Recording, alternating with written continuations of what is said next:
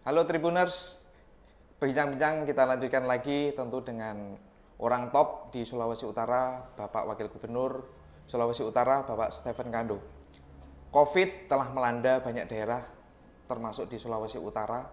Namun berkat sentuhan tangan dingin Bapak Oli Dodo Kambe dan sang wakil Bapak Stephen Kando ternyata mampu menumbuhkan perekonomian yang ada di Sulawesi Utara.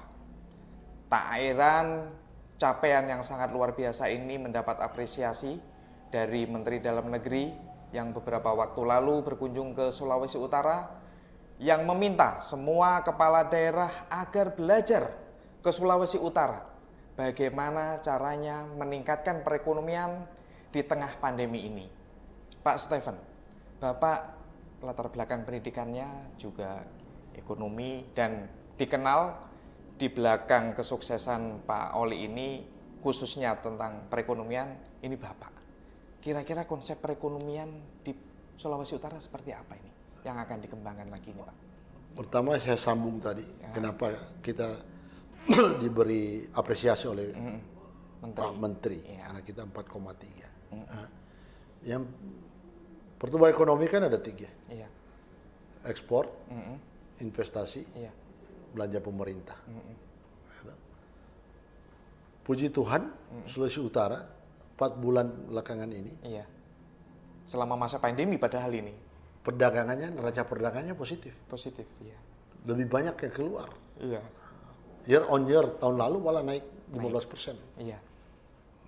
Karena rupanya pandemik dunia ini, yang berkurang permintaan dunia itu manufacture. Tapi bahan-bahan produk-produk pertanian, produk-produk alam naik. Jadi kopra, malah tambah daerah negara baru yang meminta ya. Jadi luar biasa.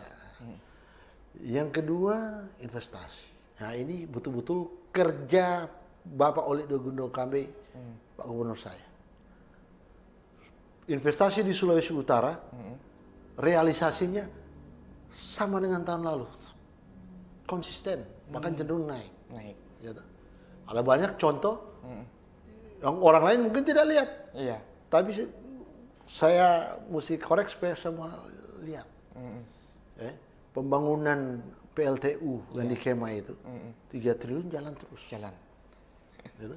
Pembangunan Hotel Marriott yang di Paputungan di Likupang itu, Likupang Pak, hampir 2 triliun jalan terus.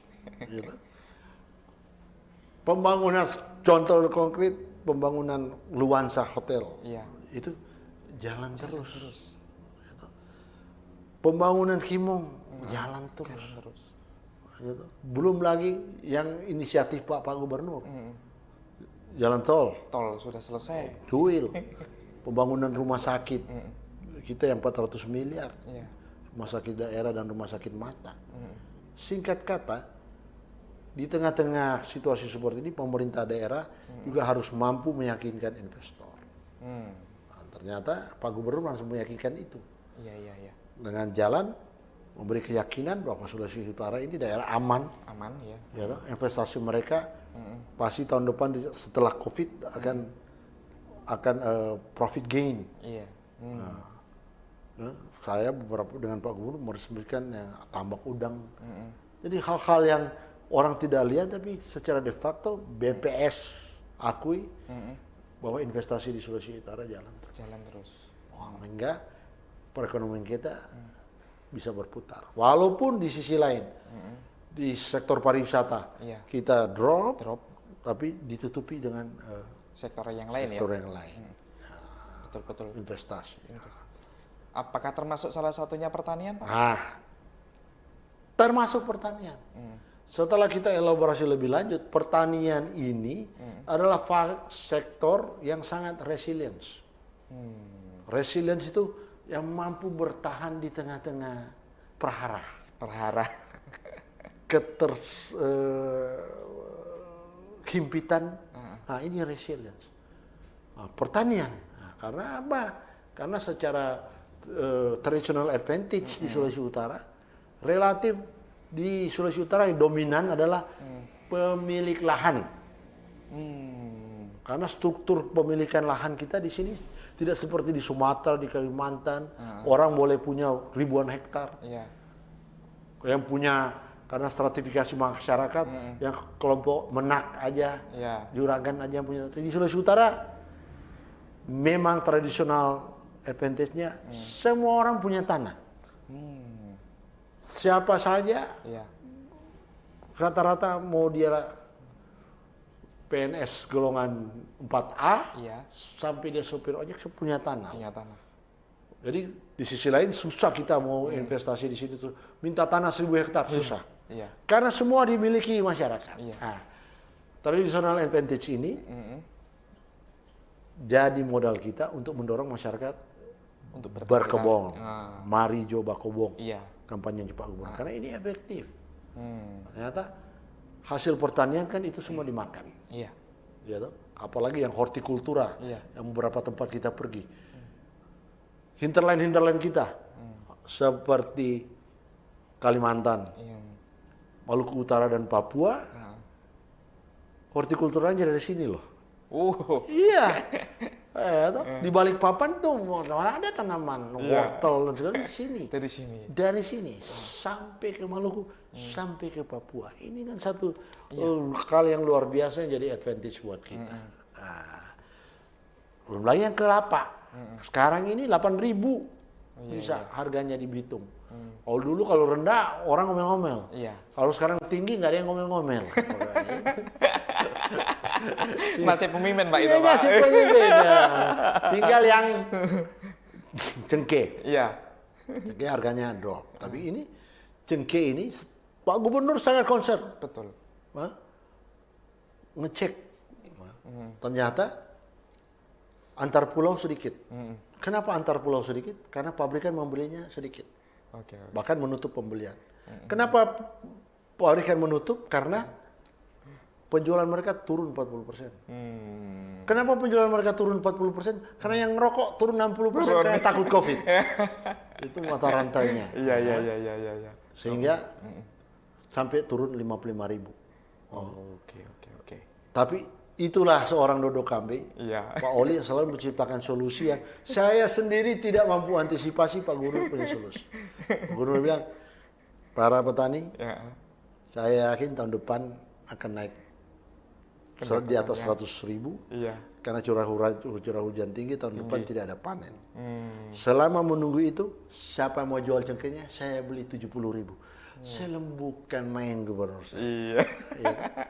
Langsung memberi solusi. Iya. Ya bayangkan Pak Gubernur sampai sudah nggak usah banyak macam-macam, siapa mau jual cengkeh saya beli. Saya belinya. Bukan 55.000 tapi 70.000. Ini kan menurut tema saya extraordinary leader yang ada di Indonesia. Iya. Untung aja Pak Oli Dondo Kambe ini orang Minahasa. Iya. Nah, kalau beliau ini orang Jawa, udah bisa jadi calon presiden seperti Ganjar Pranowo. Betul sekali. Terima kasih Pak, menarik sekali Pak. Pak Stephen, sebelum kita akhiri, saya minta statement Bapak agar menjadi pengetahuan, menjadi dasar bagi seluruh masyarakat Sulawesi Utara. Silakan Pak. Teman-teman Tribuners, secara umum masyarakat Sulawesi Utara, mari kita bersama-sama tingkatkan resilience kita. Tingkatkan kemampuan kita untuk hidup di tengah-tengah COVID-19 ini. Banyak jalan ke Roma.